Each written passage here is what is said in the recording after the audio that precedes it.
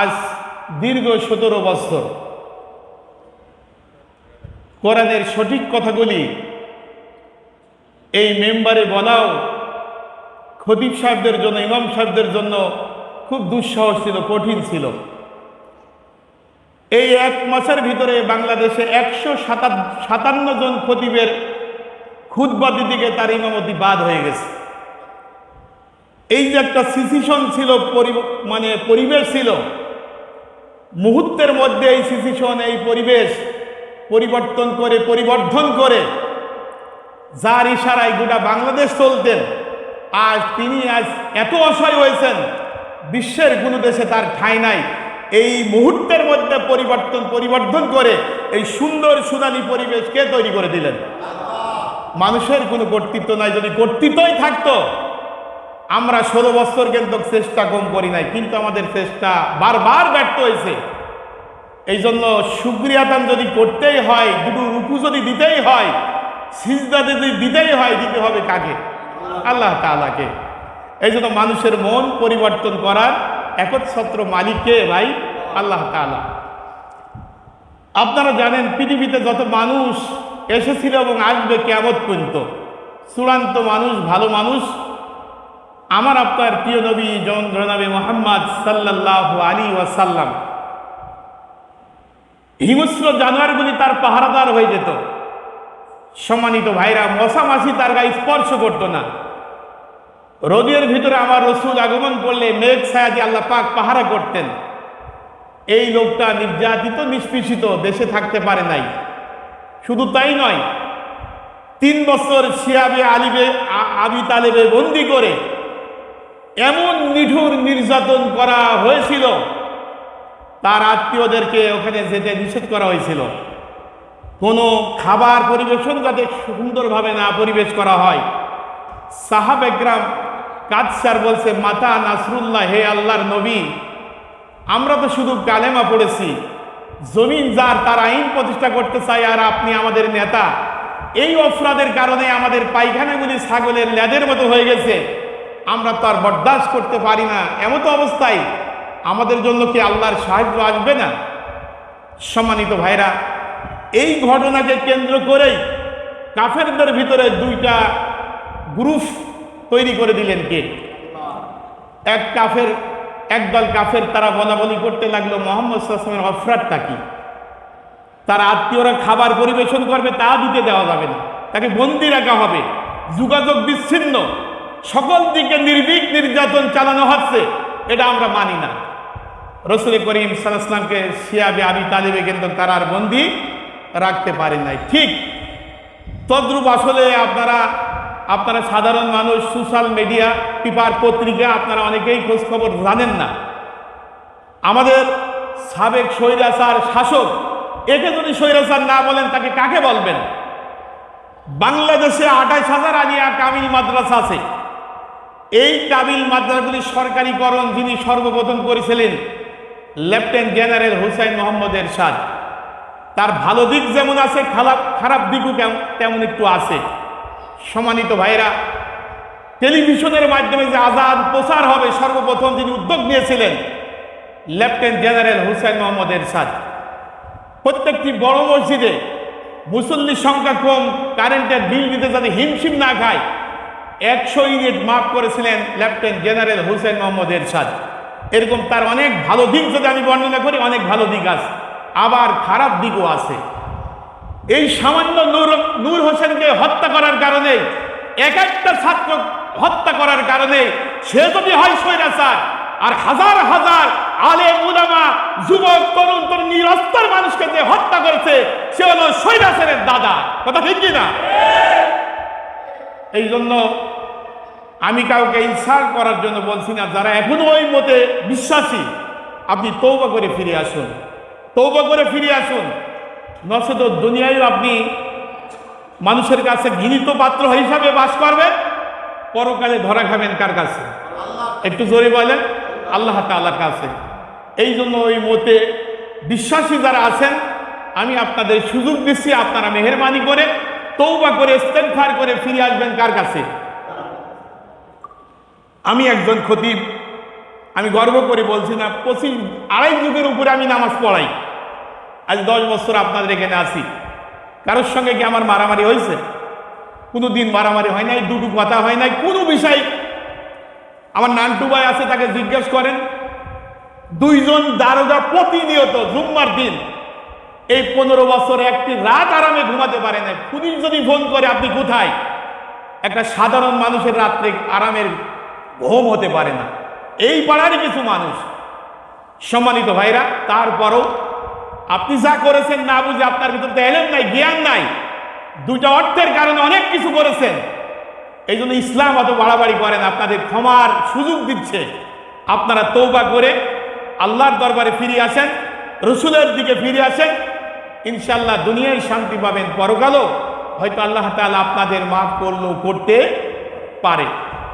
সম্মানিত ভাইরা, আমাদের দেশটা নেই কি?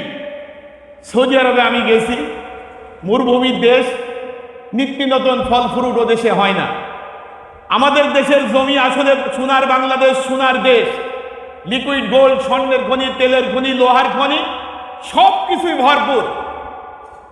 আপনি যখন যে সিজনে পাবেন, ফল ফ্রুট যা চাবেন তাই পাবেন। সোনার দেশ, এই সোনার দেশে কোনো জিনিসের ঘাটতি নাই। কিন্তু সোনার মানুষ যদি হতো, এদেশ বিশ্বের দরবারে ঘাড় উঁচু করে দাঁড়াতে পারতো, ফিরে পারতো।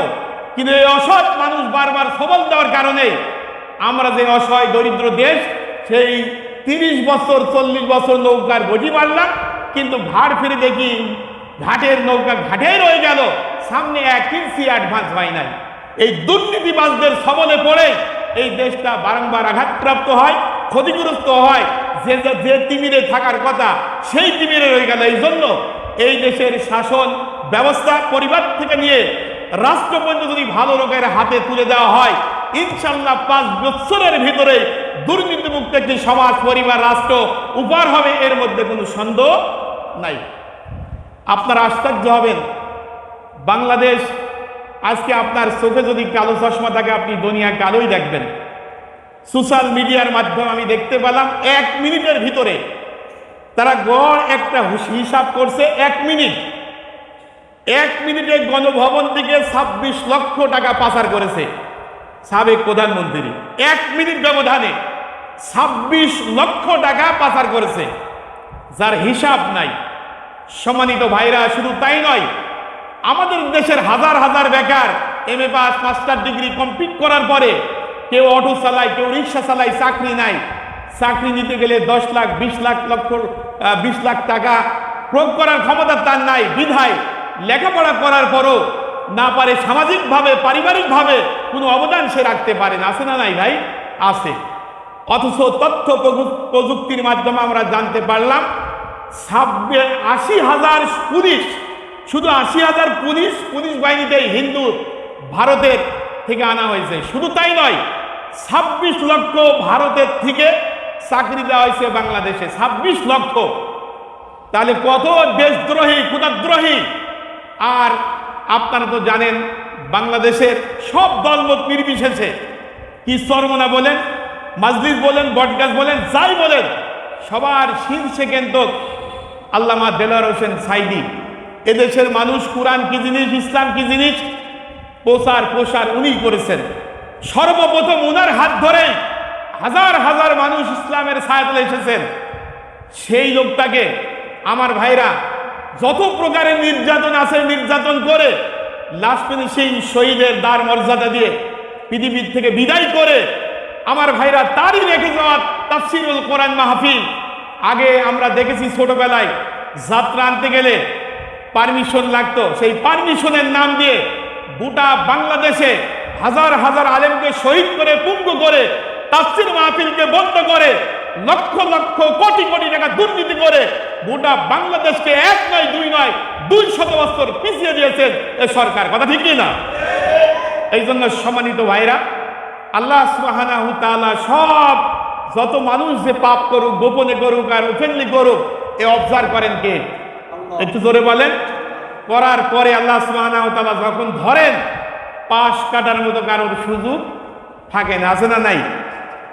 আমার ভাইরা, আল্লাহ রাব্বুল আলামিন এই পরিবেশ থেকে যখন আল্লাহ পাক মুক্ত করেন, তখন মুমিনদের কি করণীয় হবে আল্লাহ পাক এই বিষয় ঘোষণা করেন। সকলে পড়েন, ইন্না ফাতাহনা লাকা ফাতহাম মুবিনা। হে নবী, আপনি ধৈর্য ধারণ করেছেন, যত জুলুম নির্যাতন সব কিছু আসার পরও ধৈর্য ধারণ করার কারণে নিশ্চয় আমি আপনাকে সুস্পষ্ট বিজয় দান করলাম। জোরে জোরে বলুন সুবহানাল্লাহ। রসুলকে বিজয় দিয়েছেন কে? একটু জোরে বলেন, আল্লাহ তাআলা।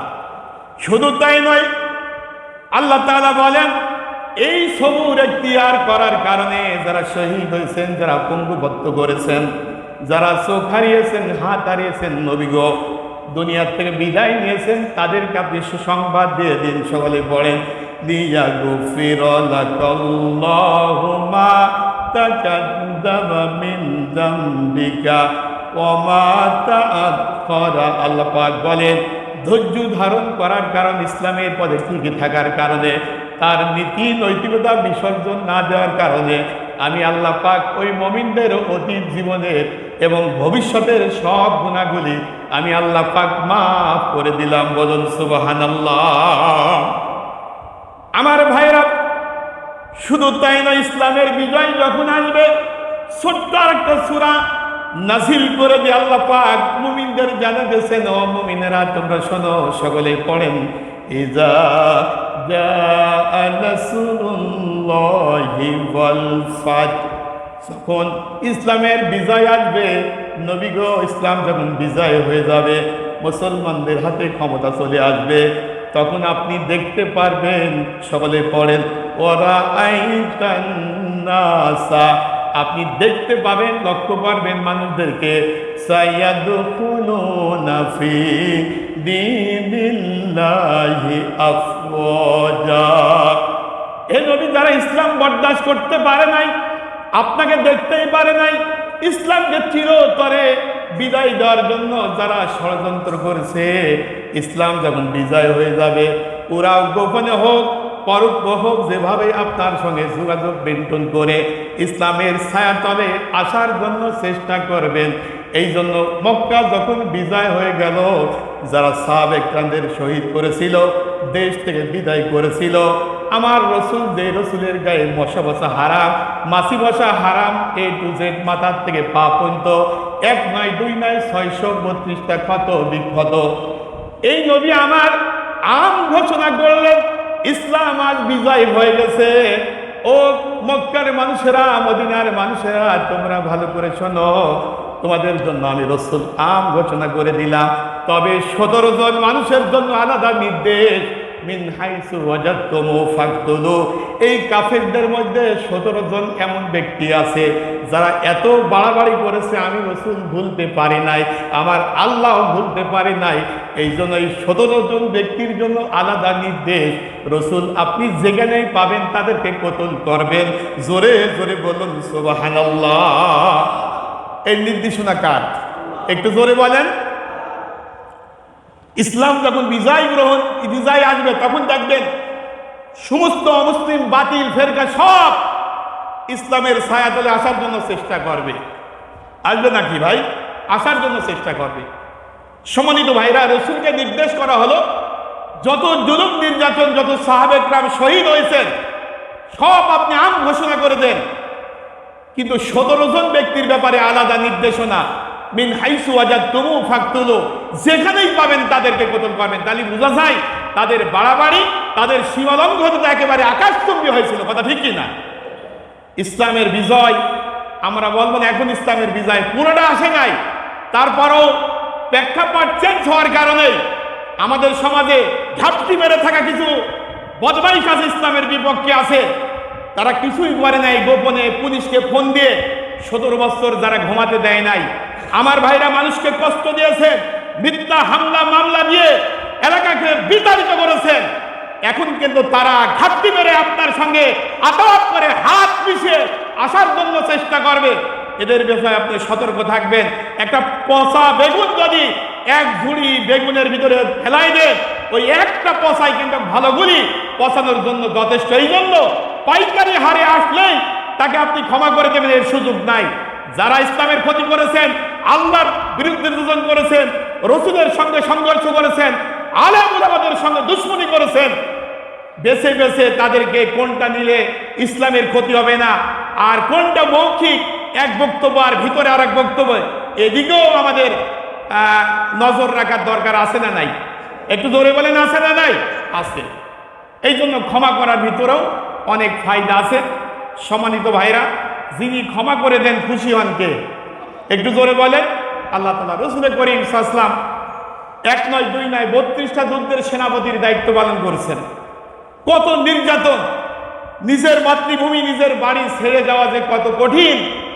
আপনারা সোশ্যাল মিডিয়া যারা দেখেন, যিনি মনে করতেন এই দেশের একচ্ছত্র মালিকই আমি মালিক, তিনি যে প্যাসির দিয়েছিলেন, সেই প্যাসির ভেদ করে কোনো ডাকাত, কোনো চোর ঢোকার আসলে সুযোগ নাই। পুলিশ ডিপার্টমেন্ট তার জীবনের সর্বোচ্চ ত্যাগ করে তাকে টিকানোর জন্য চেষ্টা করেছিলেন। সব ঠিকঠাক ছিল। এই প্যাসির ভেদ করার মতো বাংলাদেশের 18 কোটি লোকের ক্ষমতা ছিল না। শুধু আকাশের মালিক হাজার হাজার লক্ষ লক্ষ মানুষকে, আমার ভাইরা, আয়না ঘর তৈরি করে তার ভিতরে গুম করে, খুন করে, হত্যা করে পৃথিবীর কোনো মানুষ না জানলেও আল্লাহর বাইরে কিন্তু নাই।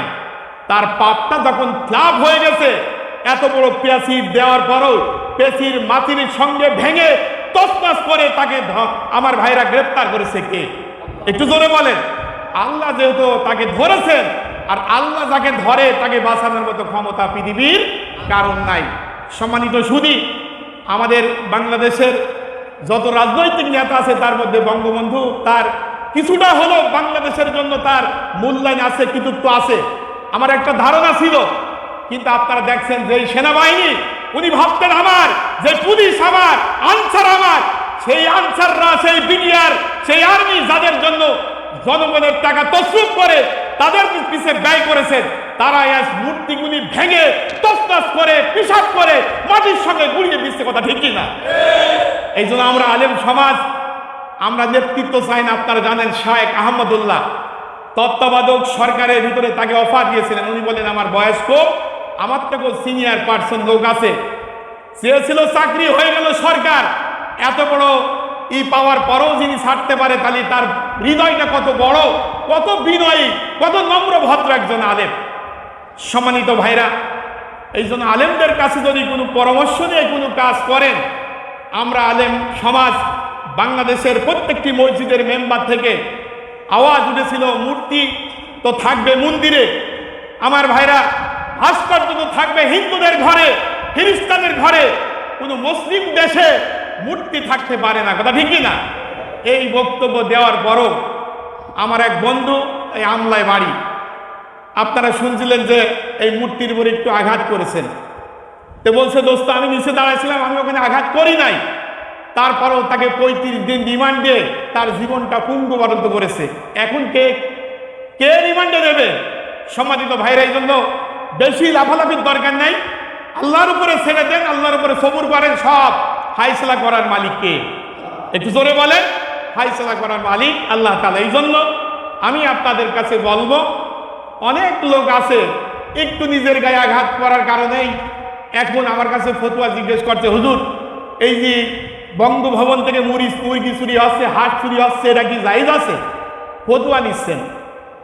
আমি বললাম, আপনি জানেন না 1 মিনিটের ভিতরে 12 লক্ষ করে টাকা পাচার হয়েছে, কোটি কোটি টাকা পাচার হয়েছে, দেশে বাড়ি বিদেশে বাড়ি। সেই সময় তো একটা দিন ফতোয়া আপনি জিজ্ঞাসা করতে আসেন নাই, নিজের ঘাড়ে পা পড়ার কারণে আপনি এখন ছুটে আসছেন ফতোয়া নিতে। মান হুফিরাল বীরা ফাকাদ ওয়াকা আলাই। আপনি যদি কারোর জন্য কুয়া খনন করেন, ওই কুয়ায় আপনিই পড়বেন। কারুর ঘরে যদি আপনি একটা ঢিল ছুঁড়ে মারেন, আপনি লেখা রাখেন আপনার ঘরে পাথর পড়বে। এই জন্য যে যেমন কর্ম করবে তার কর্মের প্রতিদান সে পাবে। আমরা যতই ওয়াজ করি, আমাদের এই ওয়াজটা যার ভাই মরেছেন, যার বাবা মরেছেন, যে শহীদ হয়েছেন, যার বাড়ি ঘর পুড়িয়ে দিয়েছে, যাকে 14 বছর 15 বছর 17 বছর বাড়িতে থাকতে দেয় নাই, আমরা যতই নসিহত করি মাফ করে দাও, এই লোকগুলি সুযোগ পেলে ওরা কিন্তু ছাড় দেবে না। কি দেবে? এই বিশ্ববিদ্যালয়ের পাশে একটা গ্রাম আছে আমার ভাইরা, ওই গ্রামে আমার একটা মাহফিল, মাহফিল করার পরে দেখছি বড় বড় রামদাই, ঝিনাইটা জিনা সব থেকে মারাত্মক মারামারি করার দিক দিয়ে। আমি বললাম ভাই ওয়াজ শুনতে আসছেন তো রামদা হাতে, ব্যাপারটা কি? ওরা বলছে হুজুর আজ 10 বছর বাড়িতে ঘুমাই নাই, আলুর ভুঁইতে পটলের ভুঁইতে আমরা ঘুমাই। যারা 17 বছর ধরে বাঁশবাগানে মশার কামড় খাচ্ছে, আলুর ভুঁই পটলের ভুঁই, আমাদের ওয়াজ আমরা যতই করি মাফ করে দাও মাফ করে দাও, ওরা সুযোগ পেলে কিন্তু আপনাকে ছাড়বে না। এই জন্য যে কর্মই করেন না কেন, যে খাবারটা খান না কেন, হিসাব করে কিন্তু আপনাকে খেতে হবে। পা যখন মারবেন অবশ্যই আপনি পাটা হিসাব করে মারতে হবে যে আমার পরবর্তীতে কি হবে। কথা ঠিক না ভাই? আমার ভাইরা, বর্তমান যারা সিচুয়েশন, আমি আপনাদের অনুরোধ করব, আপনাদের কাছে আমি আপনার রাখবো বিশ্ব নবী জনাবে মুহাম্মদ সাল্লাল্লাহু আলাইহি ওয়াসাল্লাম থেকে আমাদের শিক্ষা গ্রহণ করতে হবে।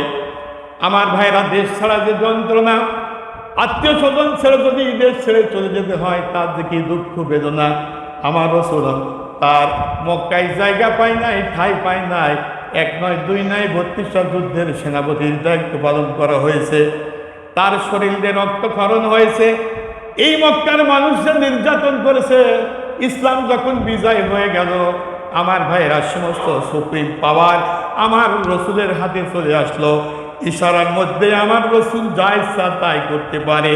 লক্ষ্য করে দেখলেন কালেমার পতাকা উড্ডীন হয়েছে, মুসলমানদের মুখে হাসি, মুসলমানরা শুকরিয়া আদায় করছে আল্লাহর। আল্লাহ পাক বলেন যখন ইসলাম বিজয় হয়ে যায়, আমার ভাইরা তখন তাদের 1 নম্বর কাজ হবে ফাসাব্বিহ বিহামদি রাব্বিকা ওয়াস্তাগফির। তারা আল্লাহর ঘর মসজিদে প্রবেশ করে আল্লাহর তাসবিহ, আল্লাহর শুকর আদায় করবে বেশি বেশি। ঘোষণা কার? আমার ভাইরা, বিশ্ব নবী জনাবে মুহাম্মদ, সুপ্রিম পাওয়ার মক্কার সমস্ত, মক্কা মদিনার সমস্ত সৈন্য লস্কর লোকজন সবাই তার আনুগত্য করে। ইশারা করার সঙ্গে সব ধূলিসাৎ হয়ে যায়। রসুল আমার লক্ষ্য করে দেখলেন একজন বৃদ্ধ মহিলা গাড়টি গুড়টা নিয়ে সামনে অ্যাডভান্স। আল্লাহর নবী সেখানে গেলেন, যাওয়ার পরে বলছেন বুড়িমা তুমি কোথায় যাচ্ছ? বুড়িমা বলছে বাবা তুমি কি ঘুমাইছিলে? তুমি কি কোনো খোঁজ খবর রাখো না? এই জামানার সব থেকে টপ সন্ত্রাস আব্দুল্লাহর পুলা মুহাম্মদ, সে মক্কার বাড়িতে জ্বালিয়ে পুড়িয়ে মানুষকে হত্যা করে, খুন করে। আল্লাহর নবী ধৈর্য ধারণ করেছে। এখন ইশারা করার সঙ্গে সঙ্গে মহিলা ধূলিসাৎ হয়ে যাবে। নবী মিষ্টি হাসি দিয়ে বলেছেন বুড়িমা, যে নবীর বিরুদ্ধে এত অবজেকশন, এত কথা, এত বক্তব্য, সেই নবীকে কি তুমি কোনোদিন দেখেছো? বুড়ি কাঁদে আর বলে বাবা ওই লোকটার চেহারা যেন ভগবান আমাকে না দেখায়, ওর চেহারা আমি দেখতে চাই না। আল্লাহ নবী বলতেছেন আপনার বয়স অনেক, বয়সের ভারীতে আপনি হাঁটতে পারেন, এত বড় গাড়ি, আপনি গাড়িটা আমার কাছে দেন। বৃদ্ধ মহিলা বলতেছেন বাবা গাড়ি দিলে তো আমার ভালোই হয়, তবে আমার কাছে টাকা নাই, আপনি যদি টাকা চান তাহলে আমি কিন্তু টাকা দিতে পারবো না। আল্লাহর নবী বলতেছেন টাকাও লাগবে না, পয়সাও লাগবে না। বাড়ির গোয়ায় গিয়ে মহিলার গাড়ি পৌঁছায় দিলেন। মহিলা আমার তাকিয়ে বলতেছেন বাবা আয়না দারুকা কোথায় তোমার বাড়ি? মাসকুদ তোমার নামটা কি? আল্লাহর নবী চোখের কোনায় পানি ডর ডর করে পড়তেছেন আর বলতেছেন বুড়ি তুমি যেই লোকটার ভয়ে মক্কা ছেড়ে পাহাড়ের গোয়ায় আশ্রয় গ্রহণ করতেছো, পালিয়ে যাচ্ছ, আমি আর কেউ নাই, আমি সেই আলামিন মুহাম্মদ। জোরে জোরে বলুন সুবহানাল্লাহ। বৃদ্ধ মহিলা চিৎকার দিয়ে বললেন পাহাড়ের কিনারায় কে আসো, গর্তে কে লুকাই আসো, তোমরা আসো, অতি দ্রুত বেরিয়ে আসো। এই যদি হয় মুহাম্মদ আর এইটাই যদি হয় তার আচরণ ব্যবহার, এ কোনোদিন মানুষকে ক্ষতি করতে পারে না, কারোর বাড়িতে আগুন দিতে পারে না, বাড়ি ভাঙতে পারে না, হত্যা করতে পারে না, গুম করতে পারে না। বাবা তুমি আমারে পড়ায় দাও, সকালে পড়েন আশহাদু আল্লা ইলাহা ইল্লাল্লাহু ওয়াহদাহু লা শারীকা লাহু। তাহলে বুঝা যায় ভালোবাসার দ্বারা, উদারতার দ্বারা যেটা তৈরি করা যায়, যে প্যাসিভ তৈরি করা যায়, গুম খুন হত্যা করে নির্যাতন করে জেল জরিমানা দিয়ে, এটা কিন্তু সম্ভব হয় না। কি হয় আমার ভাইরা? 43 বছর লোক মানব, আপনারা জানেন কর্নেল গাদ্দাফি সেখান থেকে টিকতে পারে নাই। আমি মাঝে মধ্যে মেম্বারে বলেছি আপনার পুলিশ থাকবে 10 লক্ষ, বিডিআর থাকবে, আর্মি থাকবে, অনেক প্রস্তুতি বলেছেন হুজুর কিয়ামত পর্যন্ত সম্ভব নাই, আপনি তওবা করুন, নিশ্চিত তওবা করুন। না এই অবস্থা যদি মারা যায় আপনি জান্নাত গ্যারান্টি নাই, কারণ আপনার ইমানই নাই। মুহূর্তের মধ্যে আমার আল্লাহ তছনছ করে দিতে পারে সব। পাহাড়কে আল্লাহ পাক নদী পরিণত করতে পারে, নদীকে পাহাড়ে তৈরি করতে পারে, ফকিরকে বাদশার মঞ্চে বসাতে পারে। এই ক্ষমতা একমাত্র কার? এই জন্য সম্মানিত ভাইরা, শিক্ষা গ্রহণ করতে হবে। আমাদের দেশের সরকার স্বৈরাচার সরকার, তার পুলিশ, র্যাব, প্রশাসন কোনো দিক থেকে ঘাটতি ছিল না। আকাশের মালিক নারাজ হওয়ার কারণে সে দেশে টিকতে পারে নাই, বিশ্বের কোনো দেশে তার ঠাঁই নাই। আমরাও শিক্ষা গ্রহণ করি, আসুন ফিরে আসি, আল্লাহর পথে ফিরে আসি। বাড়াবাড়ি না করে মানুষকে ভালোবাসা দিয়ে, উদারতা দিয়ে ইসলামের ছায়াতলে আসেন। পরিবার, ব্যক্তি, সমাজ, রাষ্ট্রে, জীবনের সকল জায়গায় আমরা সমৃদ্ধ সুন্দরভাবে বসবাস করতে পারবো, এই আশা ব্যক্ত করে সবার ধন্যবাদ জানিয়ে, সবার সুস্বাস্থ্য কামনা করে যারা বিদায় নিয়েছেন তাদের জন্য দোয়া হবে বাদ জুম্মা ইনশাআল্লাহ। এরপরে আপনারা সুন্নাত পড়ুন, বাকি কথা হবে ইনশাআল্লাহ। Noten TV Kashti